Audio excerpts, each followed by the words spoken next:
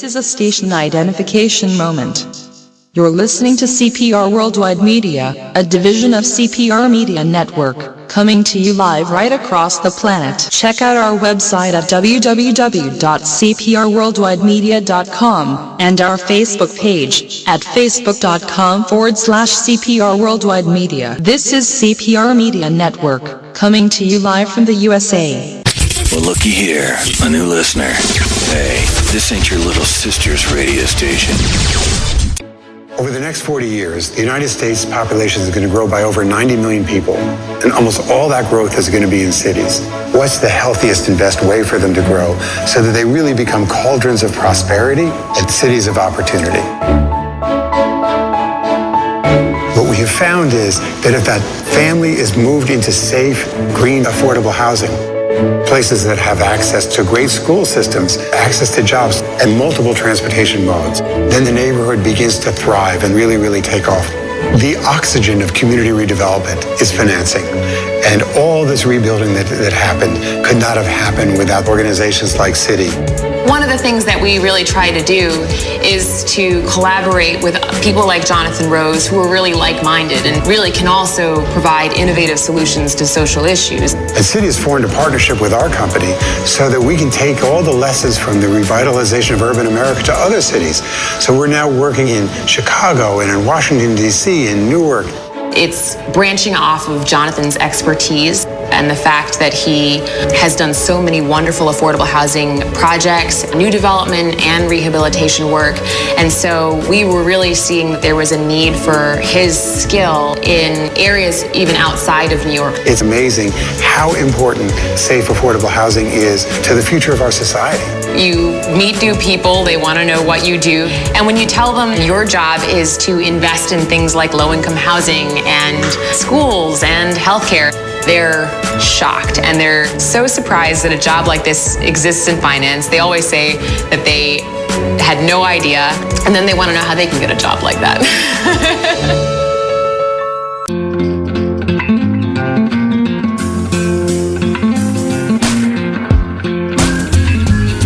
It's not about how many miles you can get out of the C-Max Hybrid.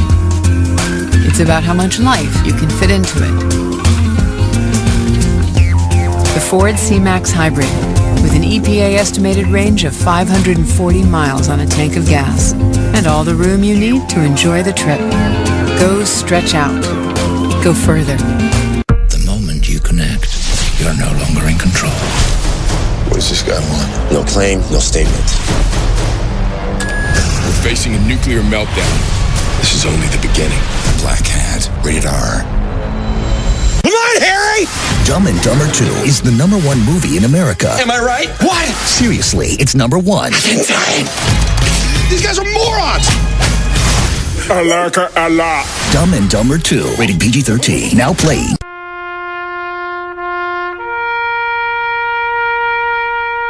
Read something recently worth thinking about. It's the soldier, not the campus organizer, who's given us freedom to demonstrate. It's the soldier, not the reporter, who's given us freedom of the press. It's the soldier, not the poet, who's given us freedom of speech. It's the soldier who serves under the flag, who defends the protesters' right to burn the flag. Isn't it time now to demonstrate that we support our troops? Were it not for the brave, there'd be no land of the free. Fred Thompson's message was brought to you by CitizensUnited.org.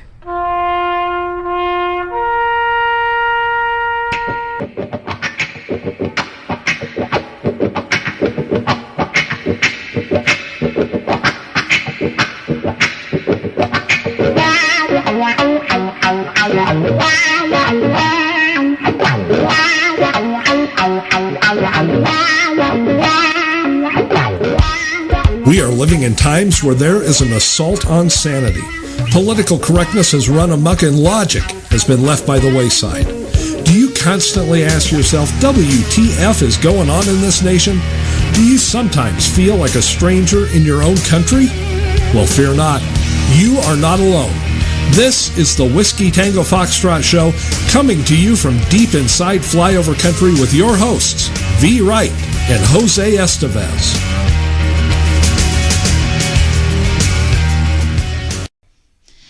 evening, everyone, and welcome to WTF, and I am V. Wright. And I am Jose Estevez. Folks, we are coming to you live, unrehearsed, unscripted, and unpolitically correct. We are PG-13, but never PC.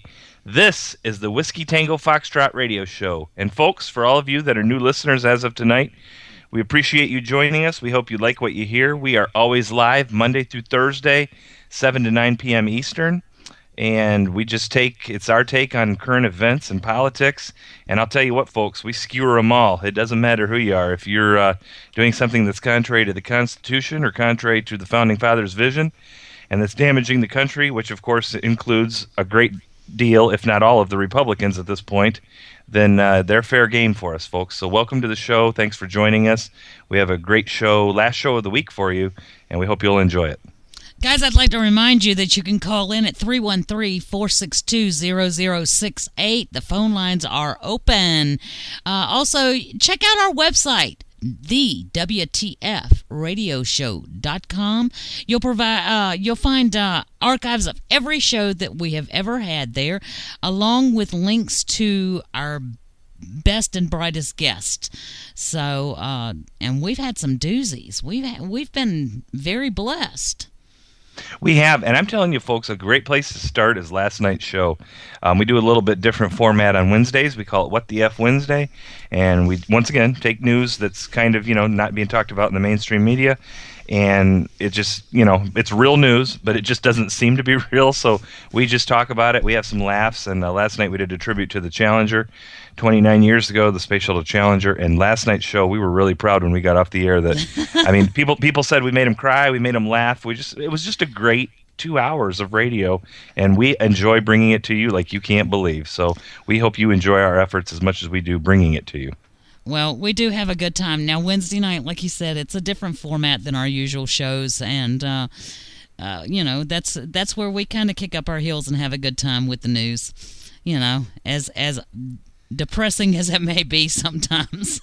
Yeah, you just can't take it too seriously. I mean, you just can't. So we try to shake it up a little bit and have a little bit of fun with it. Well, absolutely. Senor, how was your day today? It was good. How was yours? I woke up to a snow and ice day, but because of some phone issues, didn't know it until the bus didn't show up in the morning. Oh, Lord. Oops. So yeah, hey kids, you got the day off, even though you're all dressed and ready for school and got your lunches and stuff. Well, you can eat them at home because you're not going to school today.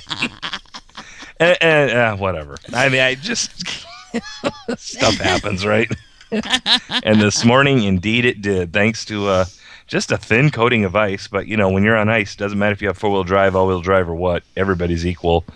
Ice is difficult to deal with, and this morning was one of those mornings. So other than that, it's been a great day. Well, I think we had temperatures 64, I think, today. The sun was shining. It was so beautiful outside. Shut it.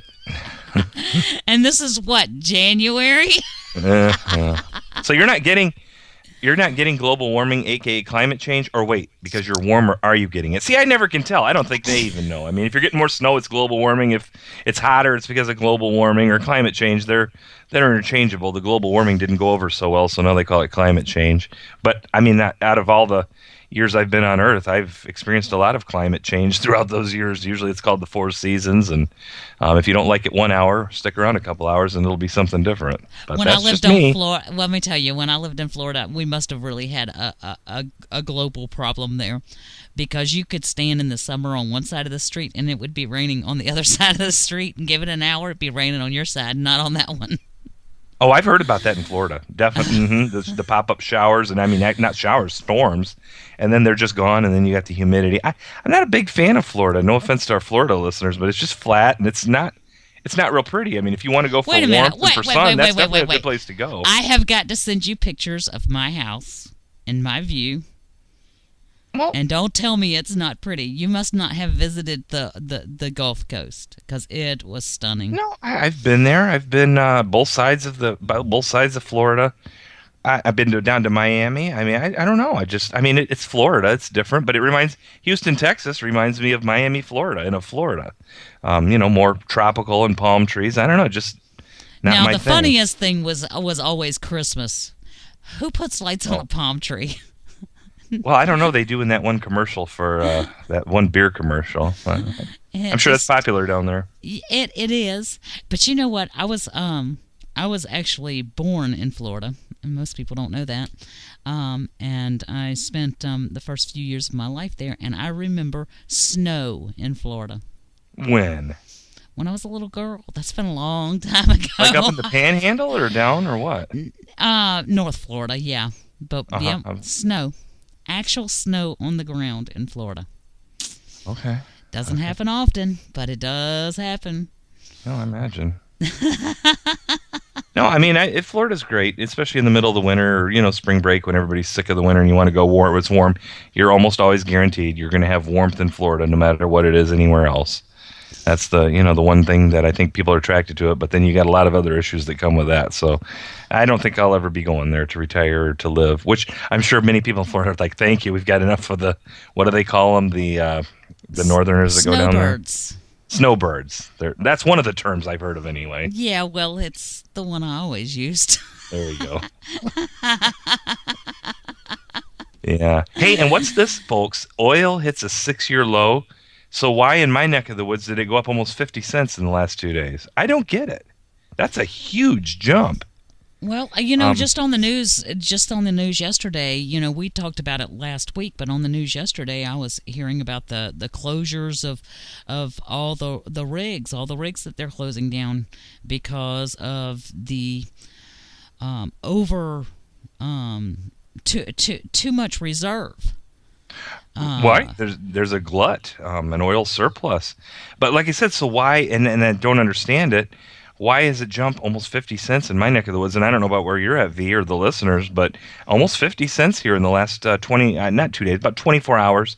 And it just doesn't make sense. I mean, did somebody fart over in the Middle East or something like that? That used to be the issue.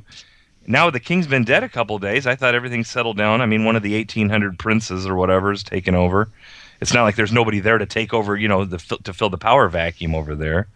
But like I said, it just makes me wonder because, like I said, I've got a story here. Oil hits a 6-year low, so I can't figure that out. No, it doesn't make any sense. Gas prices here are still low. They haven't jumped up significantly. I did notice maybe a 4 or 5 cents jump up, but that's what happens when the Saudi king dies and Comrade Caliph gives everything to Iran and Cuba and expects nothing in return. Here you go. When you turn over your power to someone else, that's what you get. I mean, everybody complains about the United States of America being the most powerful nation in the world. However, when we're suffering as we are now, look at it, folks. The whole world is suffering. That's a good point.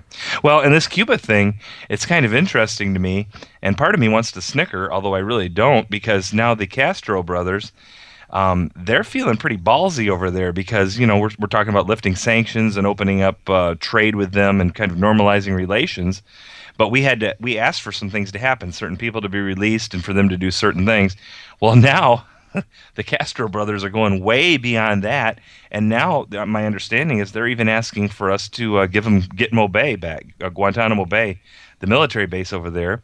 And of course, part of me doesn't wonder if this hasn't been in the works for a long time because Hussein Obama himself has been releasing prisoners for the last, at least a year, if not longer, 4 or 5 at a time. Of course, 5 of them, 5 top Taliban commanders got released for Bo al-Bergdal, the American Taliban himself, and they were released back to the battlefield. Although I hear today that the Taliban are no longer considered terrorists, so I guess we're going to lock arms with them and sing "If We Want to Buy the World a Coke" or something like that, because they've repented and seen the error of their ways. I mean, I don't even get it.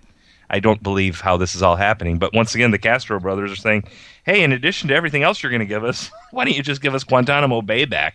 And some cash. Did you not hear for that? Oh, there's going to be some cash. We need cash. And what are we giving you in return? Nothing. Not, I tell you what, we've got some 1950 Fords sitting out here on the parking lot you can have. They don't have wheels or engines, but you can have those. Well, we're not changing anything about the way we do anything. Right. Well, my joke was the day that they talked about America was going to normalize relations with Cuba is that the price of 1957 Chevys in America dropped by about a half because of all the surplus that's going to start coming here once we open up trade with Cuba and stuff because of all the old cars that they still have over there, and many of them in mint condition. They've kept them going all these years. Yeah. Good old commies, man. They are feeling emboldened, and I wonder why. Because the head commie in the White House is making them feel that way. Gee, you think it's all a mistake or a coincidence, folks? Wrong answer. Absolutely. Nothing's going to change, and this administration is going to continue to weaken us, empower our enemies, and whoever comes in behind them is either going to finish off our destruction or have the next 20 years of rebuilding and reeling back. And in all honesty, whoever comes in next, if this fool in the White House doesn't get us in World War III first, whoever follows him may very well have no choice except to carry us to a World War III stance in order to establish ground rules. Oh, that's interesting. And boy, just coming out of nowhere, speaking of World War III, you've heard of the, what's the clock? I want to make sure I get this right. That they've had since, what was it, the Cold War? Oh, the Doomsday Clock. So there's this Doomsday Clock, folks, right? And it goes back and forth towards midnight. And midnight, I guess, would mean nuclear annihilation, global thermonuclear war, all the worst parts of the Bible, basically. And this clock, if things are really going good, they'll adjust it down a little bit further away from midnight and back and forth. Well, they just adjusted it up towards midnight again. And you know why, folks? Not because Iran's going to get nukes and possibly want to wipe out Israel and who knows what else, or anything like that. It's because of the threat of global warming to the world. I mean, you can't make this stuff up. So right now, as soon as I heard that story, I realized that I don't put any more faith or anything in this quote-unquote doomsday clock, because it must be run by commie sympathizers, liberals, progressives. We call them lots of different things on this show. Democrats. They're all synonyms for the same thing. Destroyers, evil. Yeah, there's plenty of words we can use. Narcissist, egotist, you name it. Just go on and on and on. There's plenty of words to use for them. Well, I mean, I brought up, the potential for us to go to World War III, and I immediately thought of that today when I read it. The Huffington Post put out an article saying that John Boehner had withdrawn his invitation to Benjamin Netanyahu to come to Washington, D.C. and address the Congress. And I was totally blown away. Talk about coming to pressure. And then we've got the regime's community organizers, that helped initiate the fraud that was his election, going over to Israel and getting involved in that election process, which, in my personal opinion, is an act of war. You don't go into another country and mess around with their political system. You don't do it. That's some real third world tactics, and that's some real ballsy tactics, but of course coming from our first communist Muslim, do we call him president? I guess. I mean, that's what he got elected to. But community organizer, shall we say, nationwide, worldwide community organizer, not actually very surprising, but boy, I'll tell you what. Imagine if that was going on over here, although I guess we could probably argue that in a lot of respects, a lot of other countries and corporations and stuff are able to do the same thing here and buying people and getting installed who they want. But boy, for us to send somebody over there and for them not deny it at the presidential level in this regime that they're doing something like that, I mean, it's really despicable. But you're right. The pressure is on Boehner, and of course Boehner is going to buckle like a wet towel. What's the word? He's going to buckle, folks. He's got no spine. He was born, unfortunately, he was born without a spine. He's going to fold like a wet noodle. Like a wet, wet noodle. Why am I mixing my metaphors? Wet towel? I don't know. I mean, I guess it would work, but wet noodles, what probably people more familiar with. But I see there's some letter being circulated around Congress by people that don't want Bibi to come over here because unless the president invites him, it's a real affront. And how dare those racist Republicans do it? And as soon as I saw one of the names on the letter was Maxine Waters, who was officially born without a brain. She was born brain dead, folks. Yet she continues to win re-election to the Congress of the United States from her peeps. I don't put any faith in it, but they're putting the pressure on. They don't want him over here. They don't want him over here. An interesting thing that I read when I read that Huffington Post article was that actually Israel is also putting pressure on Bibi not to go because he is in an election. Mm-hmm. And there was actually even talk that he would delay the election over the regime's contingency that has invaded his country. Well, and there's also another story. And now Iran, notice, folks, I remember during the Bush years, and this is W. Bush, 2000, 2008, during the W. Bush years, Iran was labeled as one of the axis of evil. And I believe that was with North Korea. V, help me out. What was the third one? North Korea, Syria, or no? I don't know. Okay. So it was one of the three. And it was labeled part of the axis of evil. Now we are so tied into what's going on over in Iran and kind of seemingly facilitating the whole thing. And we've done lots of stories on those the last couple of weeks, but now the new story is that Iran is actually trying to put a hit out on Bibi's kids. I mean, these are some despicable people over there in Iran. I don't think there's a whole lot of goodness over there, and yet this regime, well, of course, that's why this regime is wholeheartedly behind them, supporting them, just like I've always maintained that all those tunnels that are across from Israel, that tunnel into Israel for all the so-called Palestinians to go back and forth, they lead right from the White House, folks. Follow that trail. Those tunnels lead right from the White House. Well, they were bought and paid for by the American public. Thanks, tax dollars. You better believe it, because we've got so much money, of course. Well, then the White House made sure to let us know, too, that the Taliban is not a terrorist organization. Didn't you know that? They are an armed insurgency. Is this What the F Wednesday? Because that would have been a good one for last night. I mean, it's kind of, I'm going to have to take some Anacin at the break because it gives me a headache thinking about the fact that they could say that. The Taliban, who you talk about some extreme people, subjugation of women, and killing pretty much anyone that doesn't agree with them. The next thing we'll hear is ISIS is not a terrorist organization. Well, we kind of already had. And plus, why are you calling it ISIS? It's ISIL. Come on, get with the program. I will not. I will not. I will not. I refuse. I refuse. I refuse. And so will I. That's just an inside joke, folks. We will never refer to them as ISIL. We will refer to them as ISIS. And scumbags, animals, Muslims, black you name pajamas. It. Right. Stuff like that. You but know. we will never call them ISIL. No. And I enjoyed burning their flag.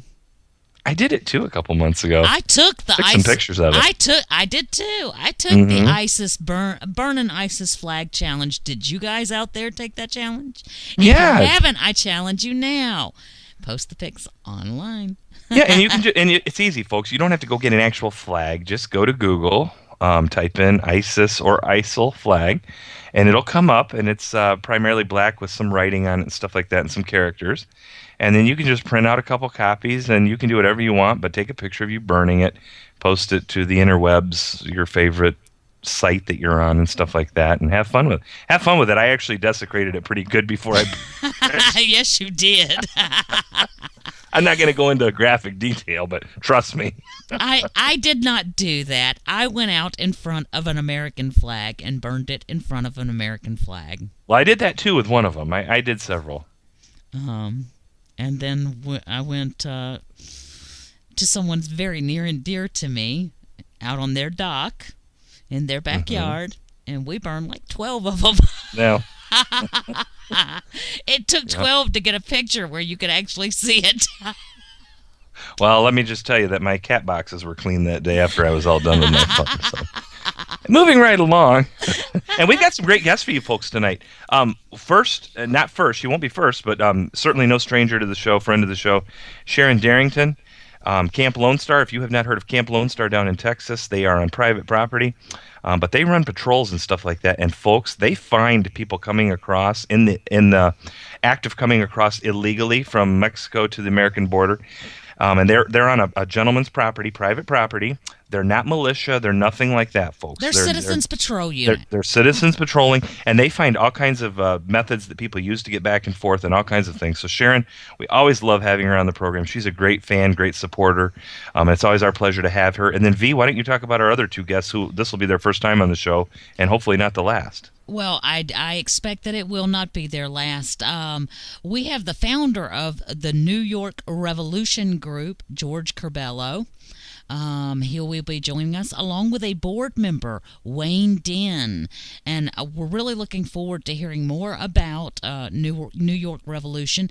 And we bring them on, folks, because it's important that you hear what people are doing, just like Camp Lone Star, just like Patriots on Patrol, Border Keepers, who else? Our constitutional sheriffs, our 2A groups. Oath Keepers. Absolutely. We want all these people on because it's important that you know how to get involved. We have overpassers. Even if you're for some reason you're not into weapons or you're not nearby a location that would make it more accessible to you. I'm sure you're near a roadway, and the Overpassers is a great organization. My girlfriend Carol is head of Overpassers in New York. And then, we've got Karen, who is Overpassers of Georgia. And, of course, our friend James Neighbors, Overpassers nationwide. Mm-hmm. And we have a caller. Garrett? Hello, caller. What's your name and where are you calling from? This is Wayne Denby. Hi, Wayne. I'm going to put you on hold. You're early. I figured that. I just wanted to make sure I went through. If you want, I'll hang up and call back. I can either put you on hold and you can chill out right there, or we can have you call back in like 3 minutes. That'll work too. Whatever's convenient for you, my friend. Oh, if it doesn't complicate things for you, I'll just hang on. Okay, that's fine. Talk to you in a few. Good to talk to you guys. Yeah. You too. But we have some really great organizations across this country, and a lot of people don't know who they are, where they are, how to get involved, or maybe aren't aware of what they do. And that's we need to share that information. We find that each and every group that we come across is in one form or another very vital to reclaiming our constitutional country. Mm-hmm. Well, and one thing that you're talking about that everyone has in common, that all of these people have in common, that we bring on the show and we try to get them to tell their stories to the listeners, and that's to encourage you listeners to get involved as well, because guess what? They're all regular people, just like you and me. They probably have day jobs, they've got families, they've got bills, they've got concerns. These aren't elected people that aren't responsible to no one. These are honest, average, everyday Americans that have seen something they don't like, and guess what? Instead of sitting there talking about it, tweeting about it, typing on the internet and stuff like that, and I'm sure they do that as well, but they get out there and they do something about it. You know what? Because every little action helps, and who knows when that action becomes a big movement and affects really big change. Like, for example, these two gentlemen that are going to come on after the break. Folks, the New York SAFE Act, and it's not safe at all. We call it the New York Unsafe Act, but SAFE, that stands for New York Secure Ammunition and Firearms Enforcement Act of 2013, which was passed, if I am not mistaken, in the dead of night, signed by the governor of Andrew Cuomo. This was some real nasty stuff. And last week, if you were with us, we had Sheriff Tom Laurie from the northern part of New York State, who's a great constitutional sheriff, just a genuinely good guy, lifetime law enforcement, prior military before that, and just speaking out against it and the tyranny that's inherent in this type of law. They call it the toughest gun control law in the United States. They proudly say it's that. And folks, we doggone well know how many thousands upon thousands of laws we have in the United States regarding firearms. And you know what? It doesn't keep the scumbags from getting them. What would help more is to, once they get them and they use them, prosecute them. Well, let's stop and think about that. They have the they call it the SAFE Act. I call it the Unsafe Act. Right. Did it save those two police officers in New York City? No, ma'am, did not. Huh. Funny how that works. It is amazing. And guys, I'll let you guys know too that the FBI has released statistics that say although gun purchases are skyrocketing, astronomical, crime is dropping. That's via our FBI. More guns, less crime, folks, and an armed society is a polite society. Those are truths. You know what? I was driving my car around the other day, and I pulled into a gas station, and this guy was walking along with his child, obviously, and he saw the decal on the back of my car, and he goes, "Oh, you're part of a sorority?" I said, "No." I said, "You don't know what that means?" And he says, "No." I said, "It means Moulin Lave." And he says, "Well, what does that mean?" I said, "If you want them, come and get them." And he says, "Come and get what?" I said, "What's it show a picture of?" And he goes, "Oh, that's awesome." Well, it took him a second, so, but... But, he could have been, of the mindset that, and I was ready for that confrontation because I did what we all do. I immediately judged someone based on their appearance and the way that they were carrying themselves at the moment. And so I was prepared for the argument. Right. But it didn't come, and I was very surprised, and I looked at him and I said, "What we've got to remember for your little one right there is if everybody has weapons, nobody wants to use them." Right. Folks, stick with us. We got to take our first break of the evening. We will be back shortly with you, and we will have our first two guests of the evening that have some interesting information from us coming straight from the state of New York with their so-called SAFE Act. We refer to it as the Unsafe Act. Hold on, folks, and the Whiskey Tango Foxtrot radio show will be right back. This is a station identification moment. You're listening to CPR Worldwide Media, a division of CPR Media Network, coming to you live right across the planet. Check out our website at www.cprworldwidemedia.com and our Facebook page at facebook.com/CPR Worldwide Media. This is CPR Media Network, coming to you live from the USA. Well, looky here, a new listener. Hey, this ain't your little sister's radio station. How are things with the new guy? All we do is go out to dinner. That's it? I mean, he picks up the tab every time, which is great. Why? He's using you. He probably has a city thank you card and he gets 2 times the points at restaurants. So he's just racking up points with me. Some people. Ugh. No, I got it.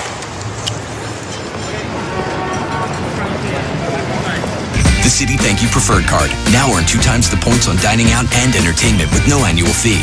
To apply, go to city.com/thankyoucards.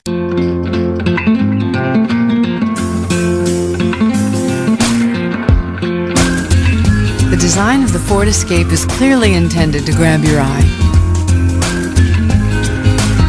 Oh, and your foot.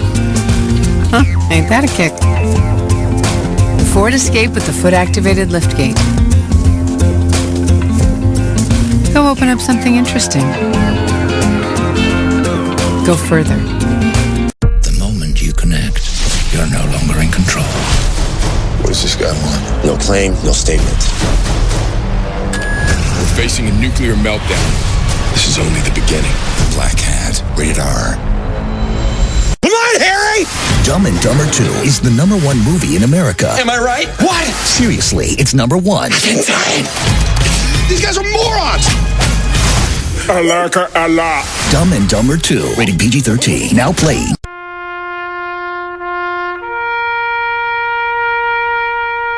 Read something recently worth thinking about. It's the soldier, not the campus organizer, who's given us freedom to demonstrate. It's the soldier, not the reporter, who's given us freedom of the press. It's the soldier, not the poet, who's given us freedom of speech. It's the soldier who serves under the flag, who defends the protesters' right to burn the flag. Isn't it time now to demonstrate that we support our troops? Were it not for the brave, there'd be no land of the free. Fred Thompson's message was brought to you by citizensunited.org.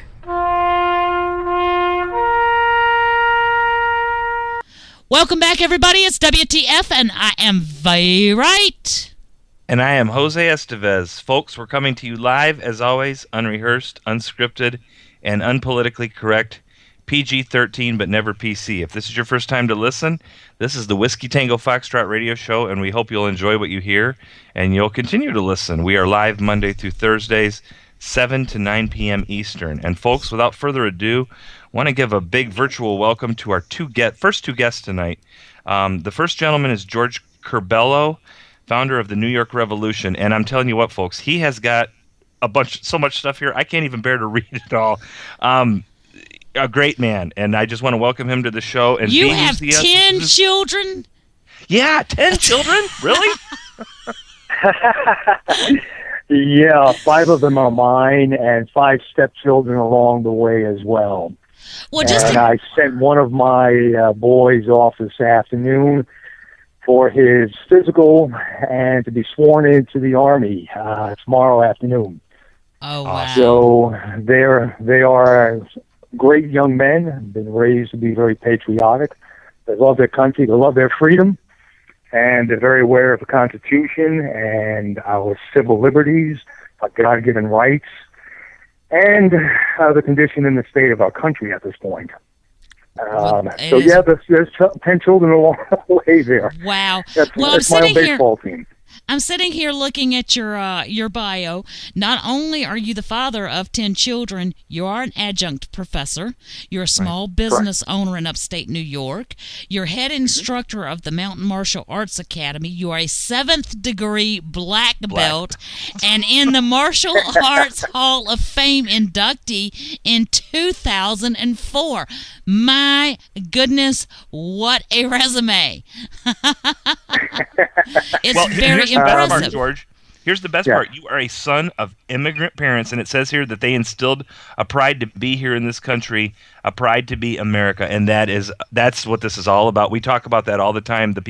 We love people coming here, the immigrants, but assimilate into our country. Bring the best of your countries, but assimilate. Don't, thank God. That's just wonderful. Glad to have you on the show. And then thank you. It's my honor to be here. They made it, very clear to me that, my success was going to be based on my hard work. And, they felt that coming to this country gave me the greatest opportunity to achieve that success. And, we go through our lives. Everybody has their ups and downs, and I consider my success to be relative to my effort. And, that's a lesson that we need to, I think, reinstill in our educational process and in all of our children. It's a part of my teaching that I teach the children in the martial arts class. They earn their belts. They have to earn them. Well, exactly. You're not going to lower the standards for one or the other to get to the same ends. I do want to take a moment and introduce Mr. Wayne Den, who is your right arm there at New York Revolution, fellow board. He is a board member. Wayne, how are you this evening? I'm great, V. It's great. I'm glad to be with you and George and your buddy there. Well, thank you. Yeah, thank you very much. We appreciate having you on as well. Our pleasure. Why don't you guys tell us a little bit about New York Revolution? Well, the revolution, or the resistance as we like to call it, the New York Revolution started, it manifested out of my discontent and absolute anger with the direction that this country was heading.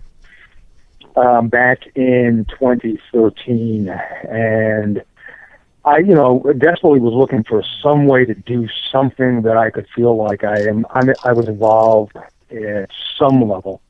And I was searching Facebook, and I found this one page. I reached out to the owner, and the owner basically gave me the keys to the page and said, "Why don't you start here?" So there was 187 likes on that page. We are now well over 11,000, pushing 12,000 likes. With all of the other pages and groups that we have, we're pushing probably close to or a little over 20,000 supporters online. And we have, I would say, hundreds of people directly and indirectly involved with our chapters across the state. We put on well over 100 forums, rallies, community meetings, educational forums, prepper workshops. We have our 3%er movement that we've been working and developing across the state. And this past year, we've made a concerted effort to start working with some of the other grassroots organizations. But it really stemmed out of my discontent with the state of our country. And when I began reaching out, what absolutely inspired me to keep going was meeting people that thought the same way, felt the same way, were as ardent of a patriot, if not more, than myself. And they really fueled and fanned the fire. One of them is with us tonight, and that's Wayne Den. Wayne is an absolute force that you would not believe. We recently had a gubernatorial race here, and Rob Astorino was running against Andy Boy. And at the end of the race, a few days after the race was over, and unfortunately Rob didn't win, Rob was so aware of what Wayne did to help out that he actually received a personal phone call from Astorino. That's the kind of people that we have that are just working all across New York to build the resistance against the progressive agenda that's taken hold here in New York. Andy Boy is the king of the progressive movement here, outside of his buddy down in New York City, de Blasio. Or the Bozo, if you don't mind me calling him that. No, you're more than welcome to call him that here. You are in you're in good company for it. Yes. Mm-hmm. Yep. Senor? Well, I mean, welcome to both of you to the show again. And I'm looking here at a bunch of statistics. I've been looking at it.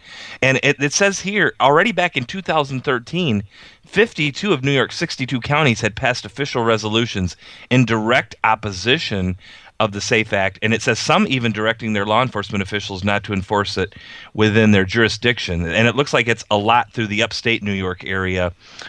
Which totally makes sense. And, of course, last week we had Sheriff Tom Laurie on the show. And, I mean, what a great guy and just a great constitutional sheriff. And, of course, he told his people, when you get your registration forms, tear them up. You don't have to deal with that. And so where are you guys at? I mean, you've got a lot of people, a lot of supporters and stuff like that. But what are your big initiatives you're working on? Are you working on a full repeal of this thing? Do you have the momentum for that? Or are you just trying to, nibble away at it, like it says here, where most of the counties and stuff are actually not really supporting it? How's this working? What's the big plans here? Wayne, did you want to address any part of that? Well, yeah. First of all, I'd like to apologize, Jose. I had a little brain aneurysm there for a second and couldn't get your name forward. No problem whatsoever. No problem. I'm kind of new at this. My kids always told me I had a face for radio. I just have to polish up on the voice. So do I. So we got that in common. Not me. I'm gorgeous. The part about a lot of the upstate counties being not on board, for the SAFE Act is inaccurate. We had 62 counties in New York, and 52 of them signed on to oppose the SAFE Act and call for its repeal.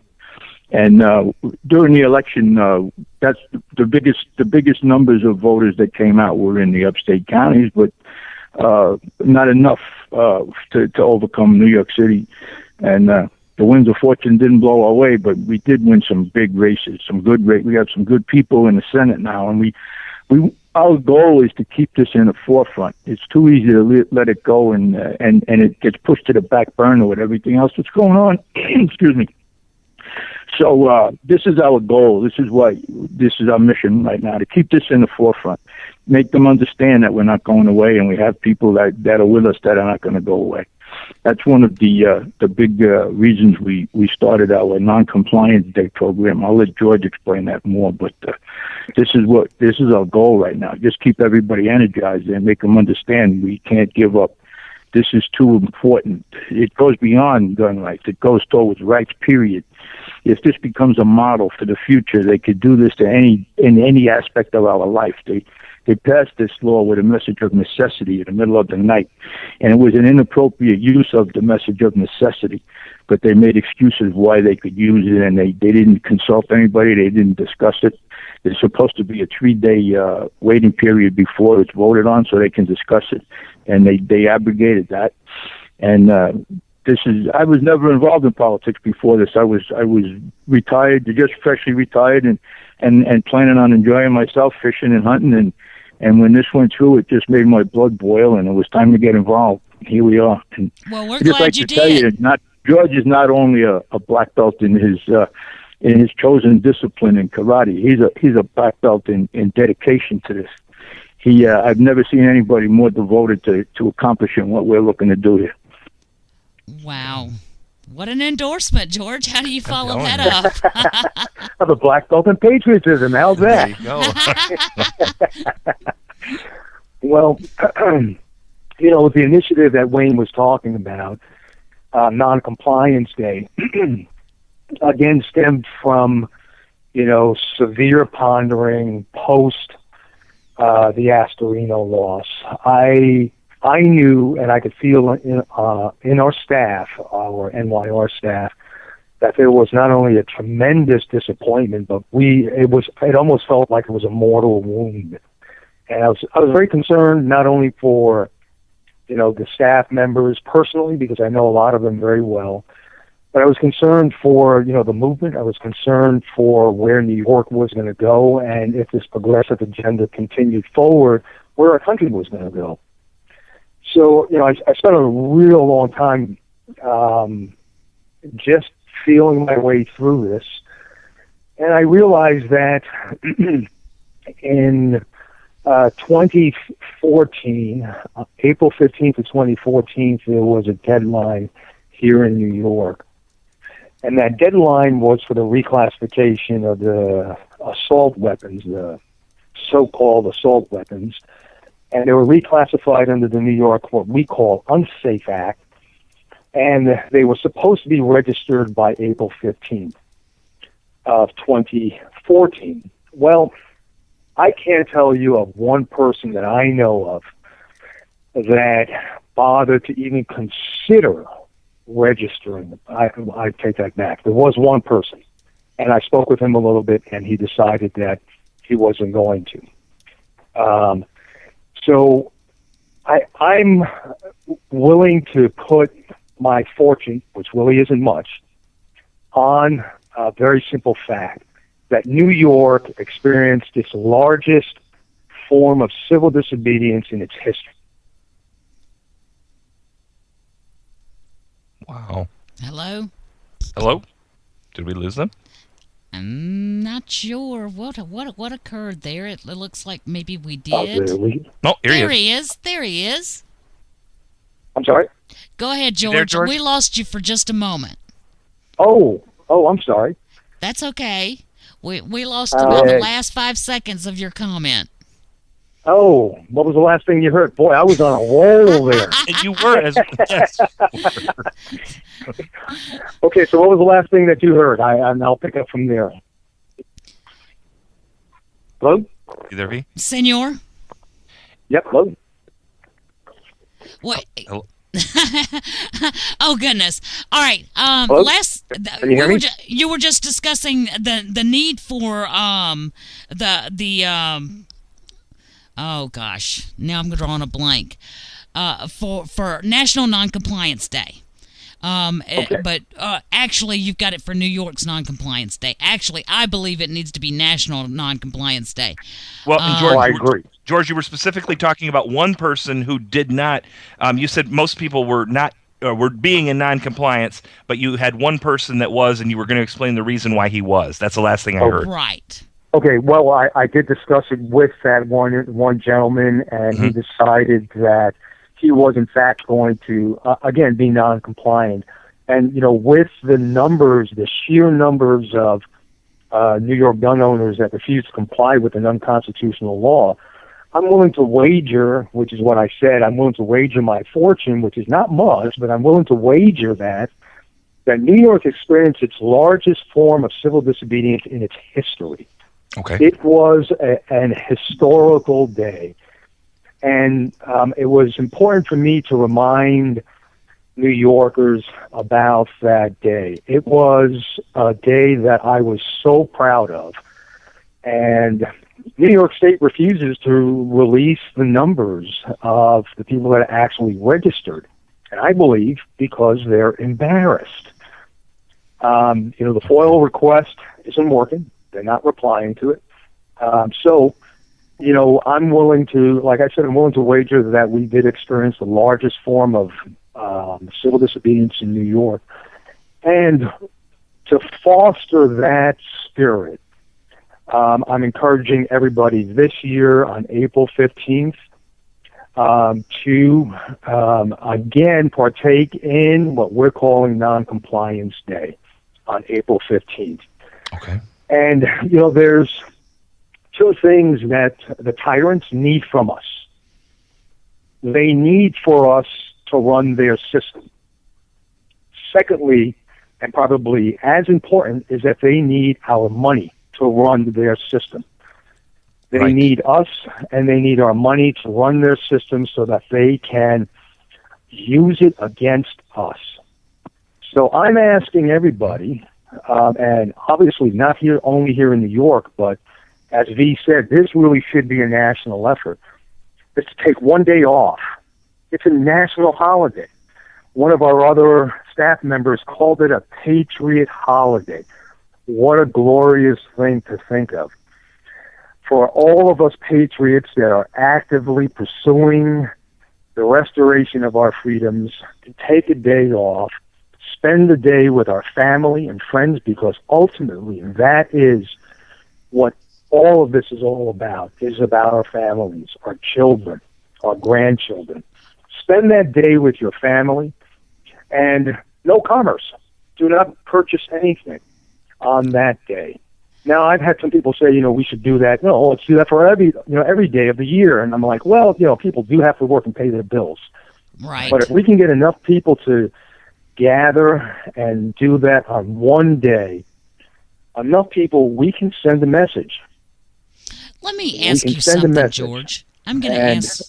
That's what national. I'm sorry, you got me saying that. The National Non-Compliance Day. See, I'm working on you. I want to ask you a question. Now, my understanding is the basis that they initiated this unsafe act was the Sandy Hook incident. Now, I'm going to ask this question.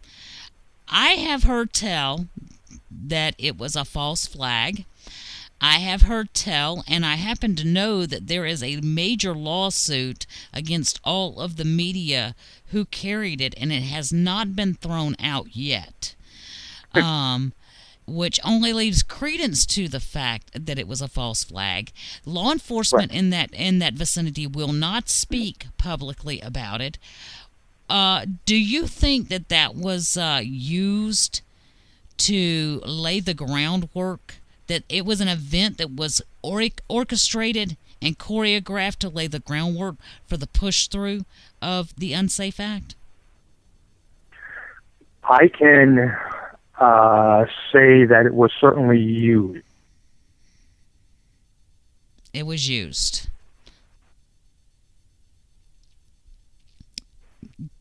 I'm Are you sorry. there, George? We're breaking up a little bit, I Sure think. as all hell, excuse me if I'm not supposed to say that word. No, go ahead. Sure as all heck raises a flag with me.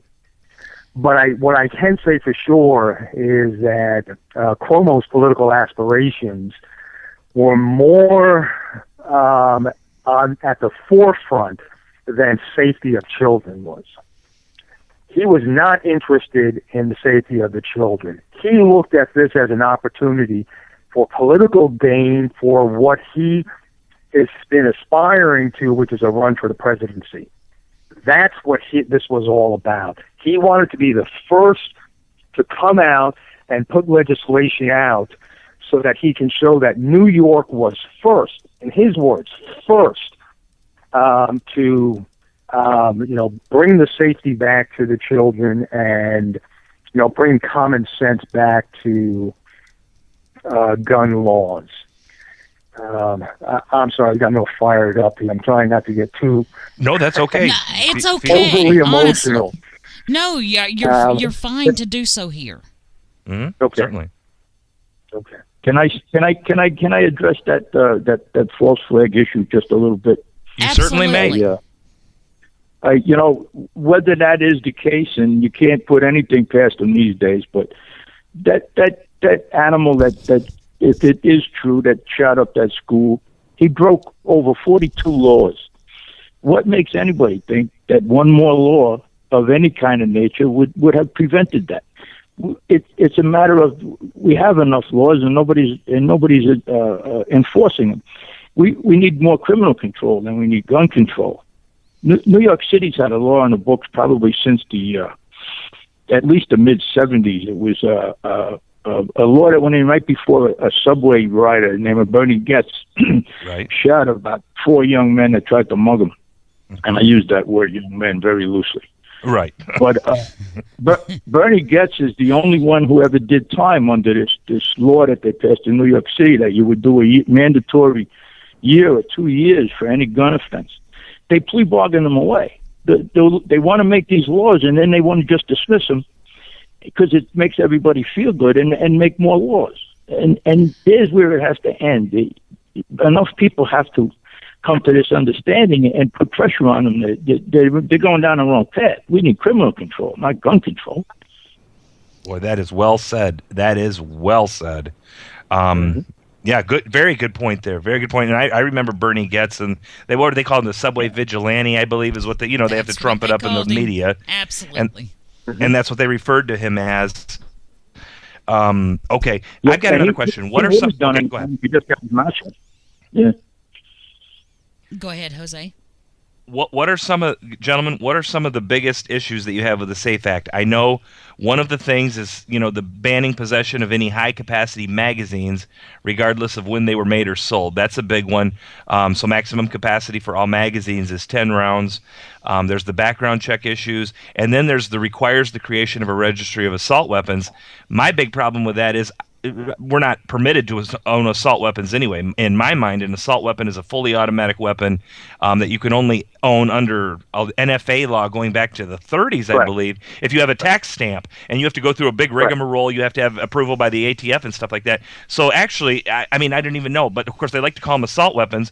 But like the AR-15 I have sitting right here next to me within arm's length, that's a semi-automatic rifle, no different than any 22 I own or a 308, if it's not a bolt action and stuff like that. It's simply every time you depress the trigger, you get, one bullet fires up until the magazine, whatever size magazine. So what's you guys' biggest issue with the SAFE Act? What's the biggest issue? I also understand that another big issue is the annual registration fees.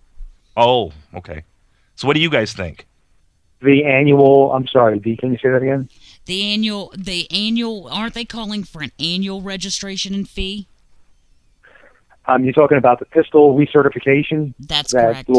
Sheriff Laurie was discussing? Right. That's supposed to be done. Yeah, that's supposed to be done every 5 years. Wow. And Sheriff Laurie is very outspoken. Wayne and I know him personally. He is, an ardent, true patriot, and we're, both he and I are honored to know him and work with him. That speech that he gave that gained national attention was actually at one of our meetings, one of those meetings that I mentioned we've been having all across the state. And he encouraged everybody to hold off on the recertification process until the absolute deadline, which is in 2018. That's what he's asked everybody to do. Right. And some media sources that are a little more on the liberal side are saying that he's asking people to break the law, which he's really not doing. He is asking them to hold off, pretty much to push back right to the line. Right. In terms of the SAFE Act, and I'm going to do this, Wayne. We're going to have a little battle here. I'm going to say one thing that I don't like about the SAFE Act, and then you say one thing that you don't like about the SAFE Act. How's that? Guys, You're on. Let's go. But let's do that. Let's do that when we come back from the break, guys. We've got to take a short. Somebody's got to pay for this, so let's do that as soon as we come back from the break. If you guys will stick around for say 10 or 15 minutes after, that would be awesome, guys. We're going to take a break. We'll be back in just a moment. This is a station identification moment. You're listening to CPR Worldwide Media, a division of CPR Media Network, coming to you live right across the planet. Check out our website at www.cprworldwidemedia.com and our Facebook page at facebook.com/CPR Worldwide Media. This is CPR Media Network, coming to you live from the USA. Well, looky here, a new listener. Hey, this ain't your little sister's radio station. How are things with the new guy? All we do is go out to dinner. That's it? I mean, he picks up the tab every time, which is great. Why? He's using you. He probably has a city thank you card and he gets 2 times the points at restaurants. So he's just racking up points with me. Some people. Ugh. No, I got it.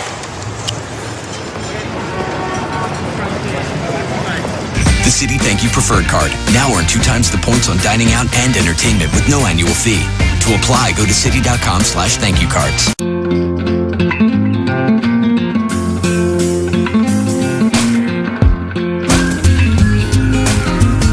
The most amazing thing about the Ford Fusion isn't the way it looks. The most amazing thing is the way it sees.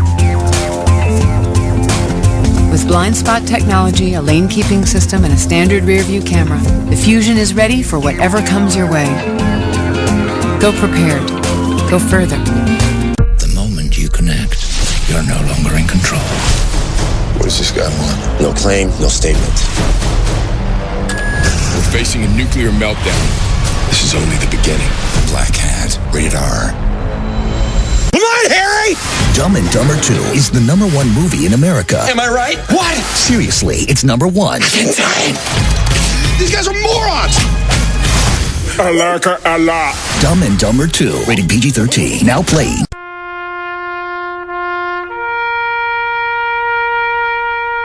Read something recently worth thinking about. It's the soldier, not the campus organizer, who's given us freedom to demonstrate. It's the soldier, not the reporter, who's given us freedom of the press. It's the soldier, not the poet, who's given us freedom of speech. It's the soldier who serves under the flag, who defends the protesters' right to burn the flag. Isn't it time now to demonstrate that we support our troops? Were it not for the brave, there'd be no land of the free. Fred Thompson's message was brought to you by citizensunited.org.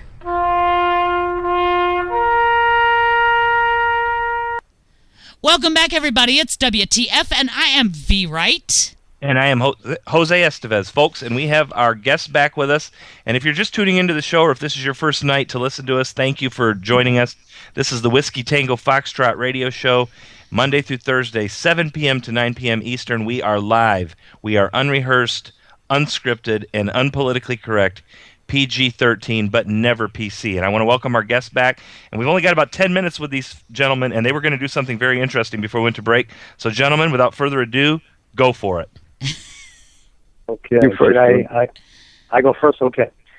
Well, one of the things that a lot of people may not know about the Unsafe Act, because it hasn't been implemented yet, is that every time you go to buy ammo in New York, which you can no longer buy online, can't buy ammo online anymore, you're going to have to do a background check. And initially, the background check is going to be free. But soon after that, the FFLs are going to start charging $10 and going up to as much as $20. So if you go in to buy a small $7 bunch of 22 LR, a little box of 22 LR, it's going to cost you as much as $20 to do that background check. Oh, my word. That's one. That's one. Wow. That was an issue. All right. In the same vein, that NIC check for ammo and this 5-year registration period for handguns, the databases don't exist for this yet, and they don't have. I get feedback from different sources that the money isn't there to institute the databases, to build the databases. So one of the things they're going to have to do with these handguns, it's free now, and they made a big issue of saying it would be free. It's not going to stay free long, and I can imagine, knowing New York State the way I do, it's going to be a per gun charge, and it might start out as somewhat insignificant, but it's going to blossom very quickly into something very significant because it's another way to get the guns out of the people's hands. Correct. That's what happened down in New York City. Down in New York City, they had everybody register their long guns and told them that there wouldn't be any recertification fees. 15 years later, they're paying money every time the recertification comes up. So here's another part of the Unsafe Act that a lot of people aren't aware of. Many of us grew up, as gun owners, and our parents owned guns, and when our parents passed on, we inherited those. That was an heirloom. It was something that we had a sense of pride in. It was a family tradition handed down from father and mother to son and daughter. Now, what's going to happen in order for that to happen with any kind of firearm, we're going to have to do a background check. And the registered, those New Yorkers that actually registered their assault weapons when they pass on and they're no longer with us, those firearms will have to be turned in. Your turn, Wayne. Oh, my word. That abrogates several of our amendments to the Constitution. Yep. Right there, that one single thing. Wow. So, that's... You have another one for me, Wayne? Because I got a couple more. Go ahead. Yeah, secondly, it's the cosmetic features that they consider a semi-automatic, and the semi-automatic being a gun that is fired once for every pull of the trigger. You don't get 2, 3, 4, 5 bullets out of one pull of the trigger. It's one pull of the trigger, one bullet, that's a semi-automatic weapon. And the cosmetic features in the law are ridiculous. If it has a bayonet lock, it fits the description of an assault weapon. And how many crimes have we read about where a bayonet on a rifle was used? It's been a long time. The muzzle brake is another insignificant part of it, and the same gun without a pistol grip. The pistol grip seems to be the big one. There's many more manufactured rifles that are semi-automatic rifles with a detachable magazine that don't have a pistol grip. It's the same cyclic rate of fire. But because this mean-looking black gun has a pistol grip on it, it classifies it as an assault weapon. Just none of it makes any sense. It's not going to stop any kind of crime at all. Well, that's why I said it's not New York's non-compliance day. It's actually, you should be calling for a national non-compliance day because they're just laying the groundwork for it in New York. You've got Mom's Demand, that idiot Shannon Watts, the flake that she is.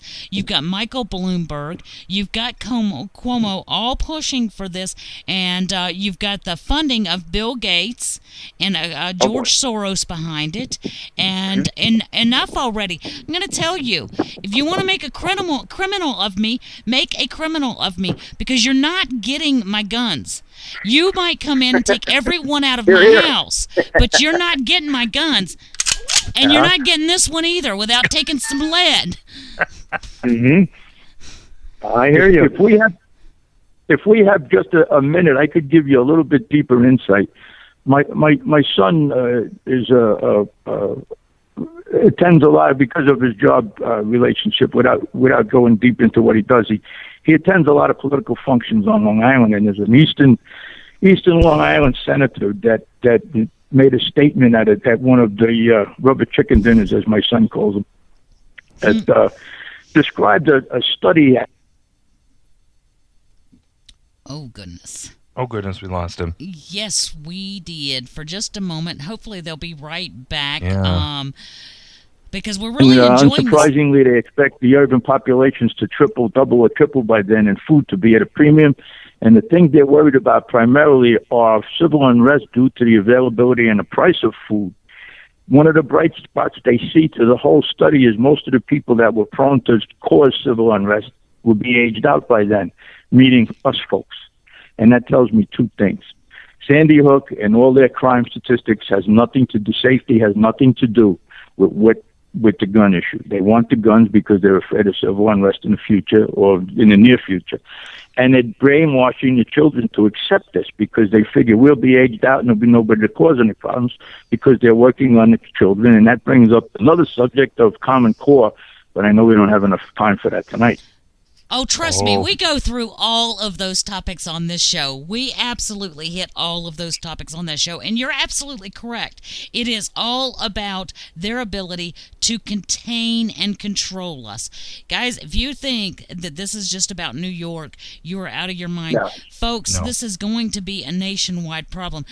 New York's state is only the proving ground. That is all it is, and that is why if you know anyone in New York, and guys, we have quite a few of our listeners out there from New York. I see the stats that come in.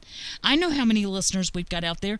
And you guys have got to not only listen to the show and listen to programs such as this and listen to guests such as this, but you've got to get out and be active with those who are like-minded. We can no longer afford to sit back and hide in our homes and pray it goes away or have the comfort of knowing, well, I'm a criminal, but at least I'm safe. You might be safe for now, but if we don't, we can beat this down without you ever having to worry about bunkering down in your home. Mm-hmm. Well, one of the things we promote, that over 400,000 people have fled New York State in the first 4 years of Andrew Cuomo's time in office. And we have a lot of people particularly after this election didn't go in our favor, that first thing they're doing is they want to pack up and sell and get out of New York. Right. Well, it's going to follow you. You have to stop it. You have to draw a line and stand and fight it because it's just going to follow you wherever you go. Well, absolutely. It really is. And I've gotten to the point, Wayne, where I'm saying to them and everybody that's listening, I'd say to everybody, listen, if you really need to go, be gone. We need ardent, dedicated patriots to stay here and give the good fight back to these tyrants. We need you hit the nail on the head. We need everybody up, out in the open, out of the shadows, speaking up, no longer whispering in the dark rooms, out, and they need to be seen. The more people that do that, the less likely they are to continue forward. Well, I say this about everything. We have one organization protest after another, and you get these large numbers that say they're going to attend, and the turnout is always so much lower. However, that was not the case this couple of weekends ago down in Texas. I am so thankful on such a short notice that well over 1,000 people showed up for that, and kudos to all of you guys who went and made that trip. Yep. But for the most part, many people will say, but the speculation is, oh, well, I'm sitting here seeing, 1 million people are saying they're going to go.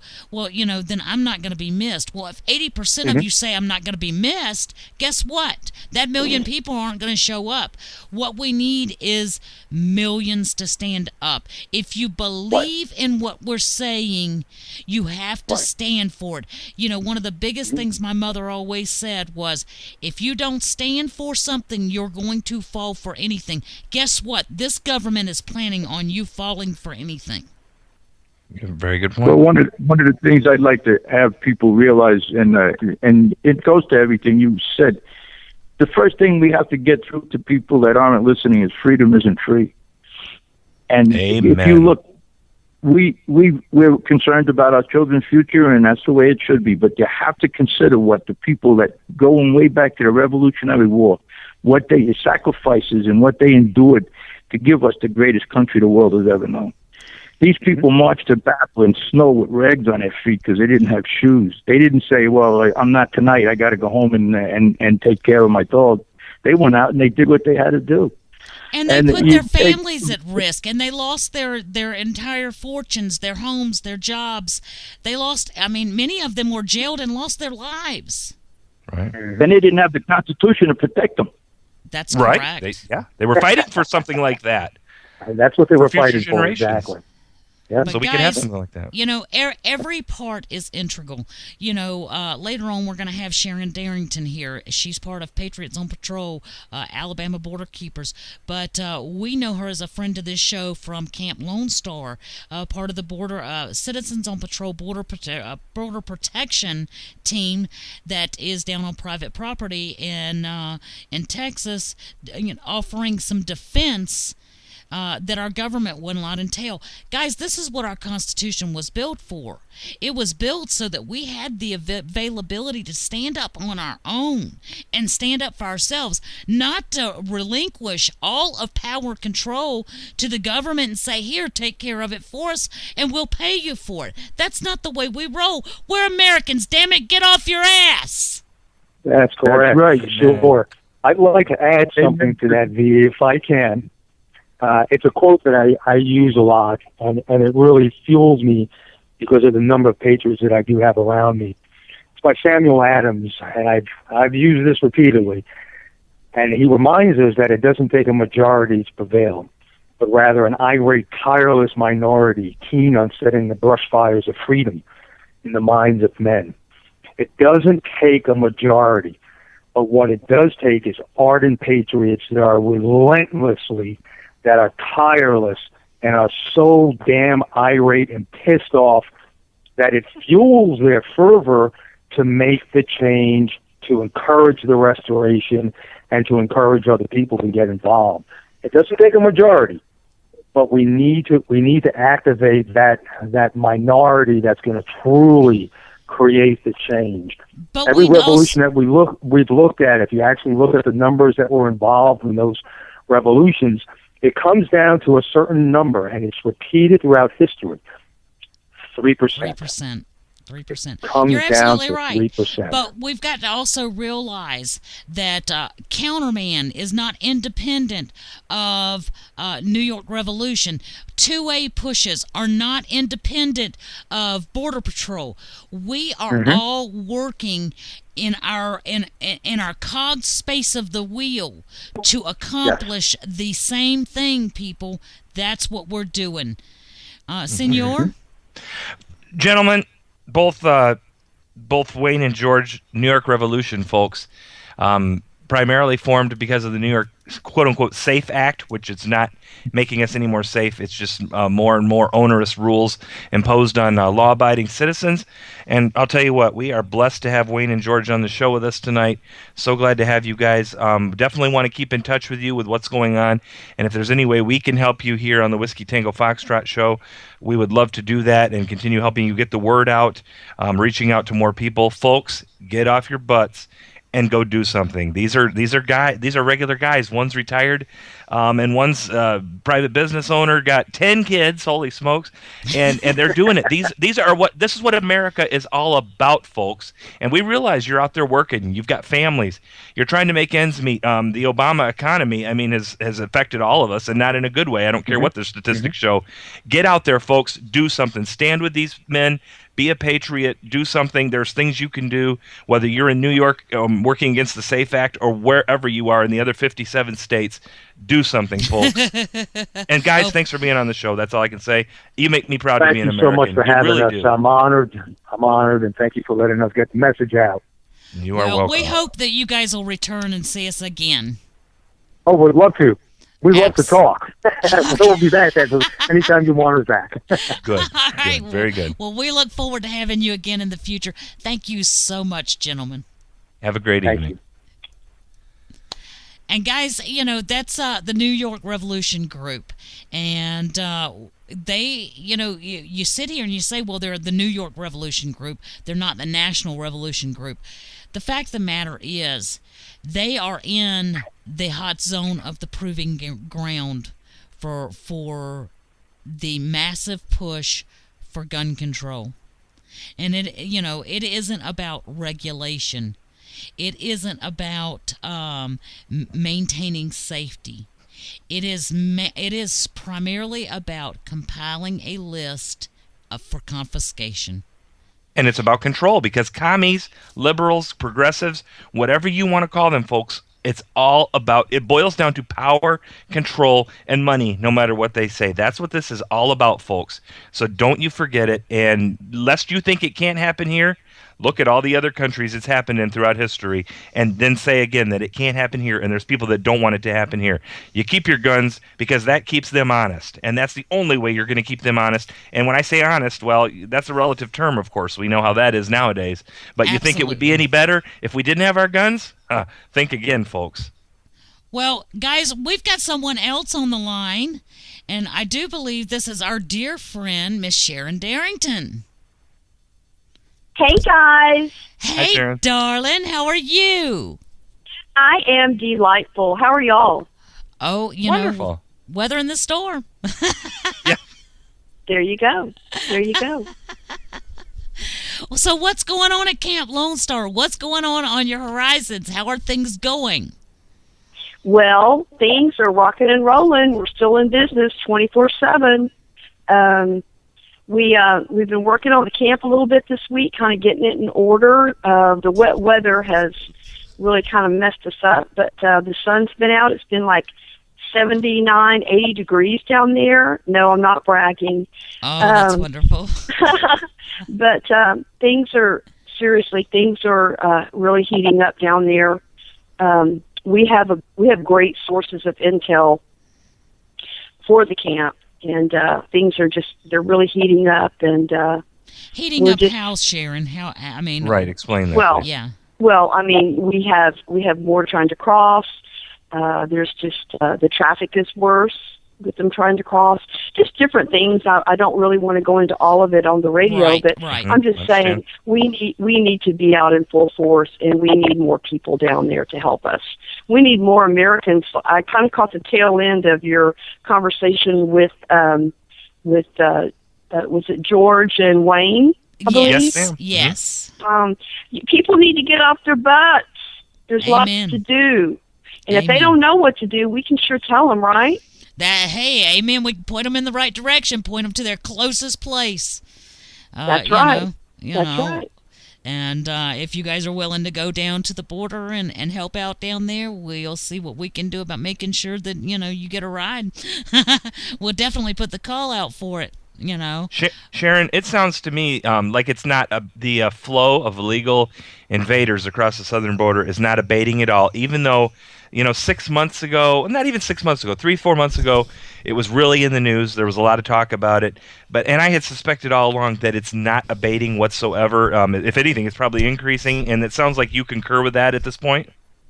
Absolutely, I do. It's not in the news. And as far as the camp is going, it's sort of like we have a lot of great patriots. And please don't take this wrong.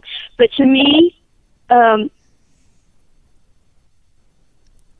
oh, Lord, have mercy. We lost her call. Hello? We lost her call.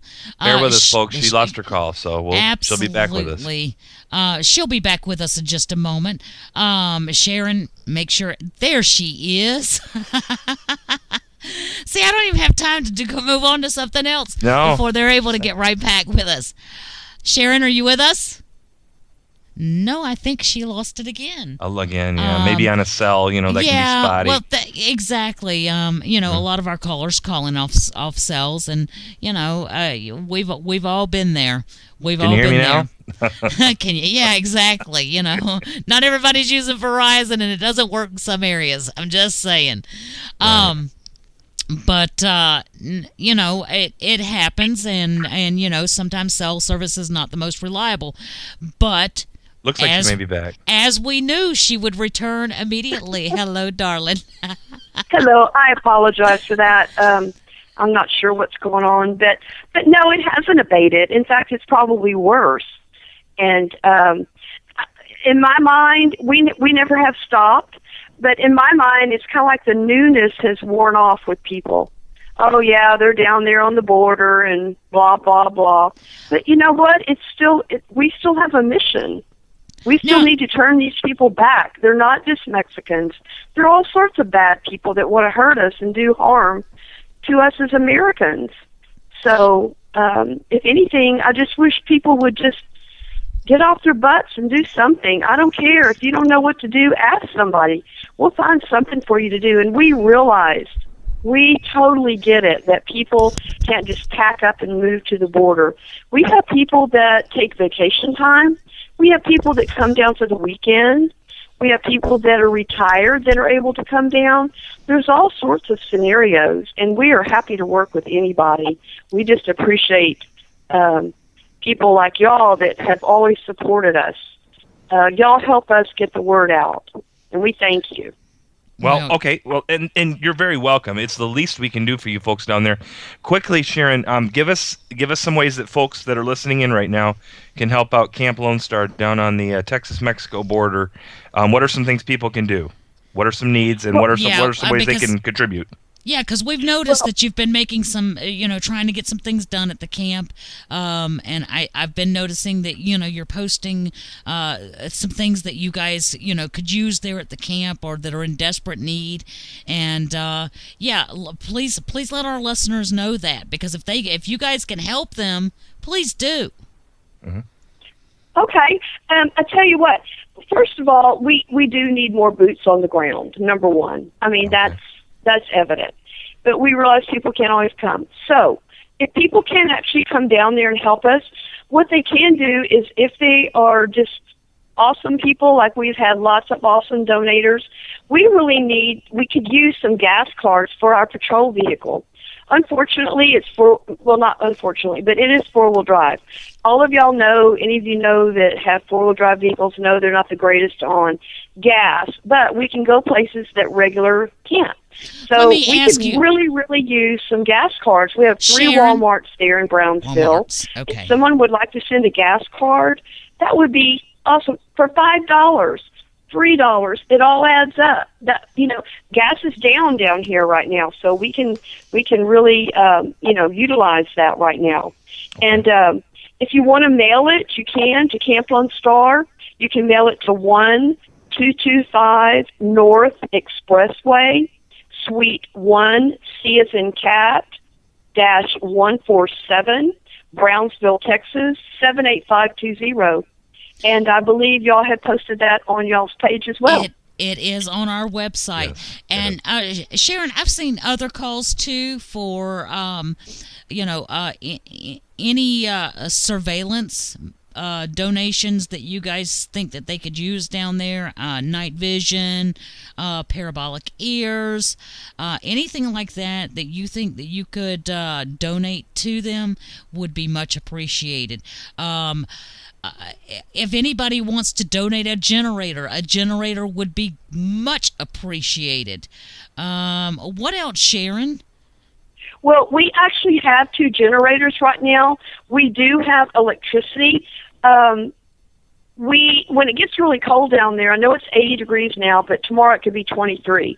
Right. So when we have our electricity on with the heaters running, it does, we have a lot of people there. It does use more electricity. If people want to just send, $5, we'll use it towards the electricity bill. As far as generators, we have those kind of as a backup plan.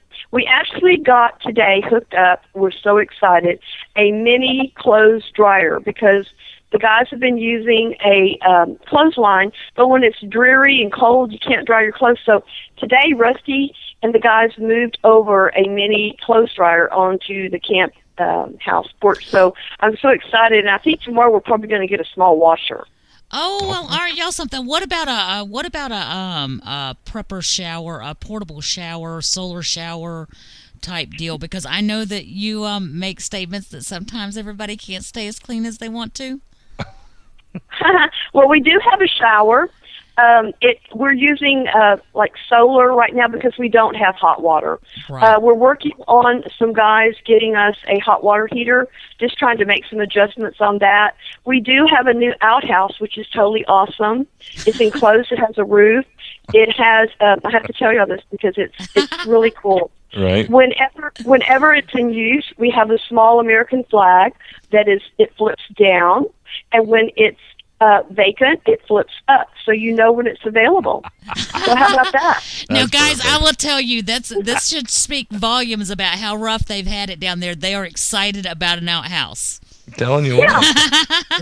With an occupied sign, so to speak. Yeah, and we have a huge bag of lime, to keep things, sanitary, and then we have a huge bottle of Fabulosa. And for those of you who live close to the border, Fabulosa is a cleaner that a lot of the Hispanic people use. A lot of white people use it too. I use it. I like it.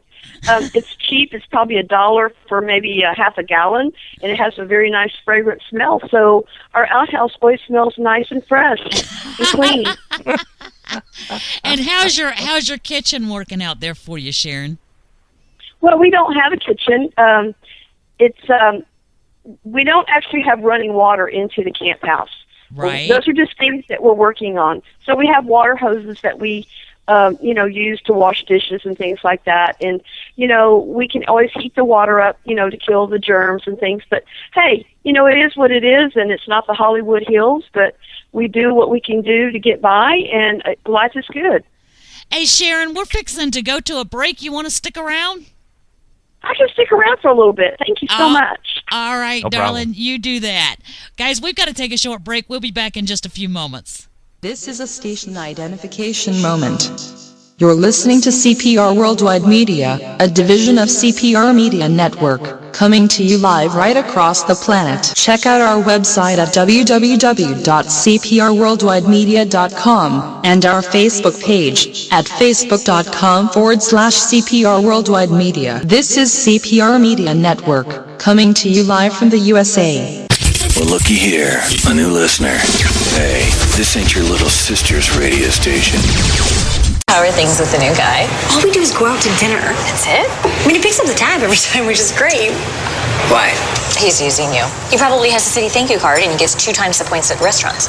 So he's just racking up points with me. Some people. Ugh. No, I got it.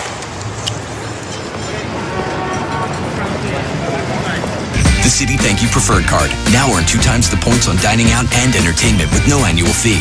To apply, go to city.com/thankyoucards.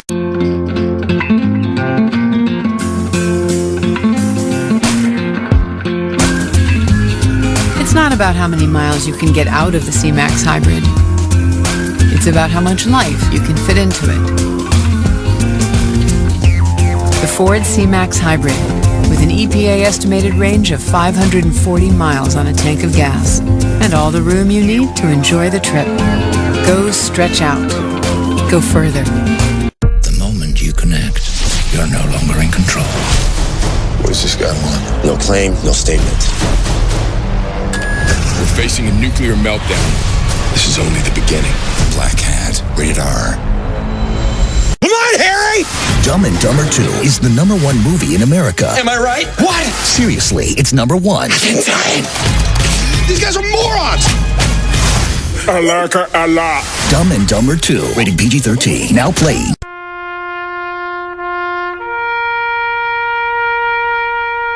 Read something recently worth thinking about. It's the soldier, not the campus organizer, who's given us freedom to demonstrate. It's the soldier, not the reporter, who's given us freedom of the press. It's the soldier, not the poet, who's given us freedom of speech. It's the soldier who serves under the flag, who defends the protesters' right to burn the flag. Isn't it time now to demonstrate that we support our troops? Were it not for the brave, there'd be no land of the free. Fred Thompson's message was brought to you by citizensunited.org.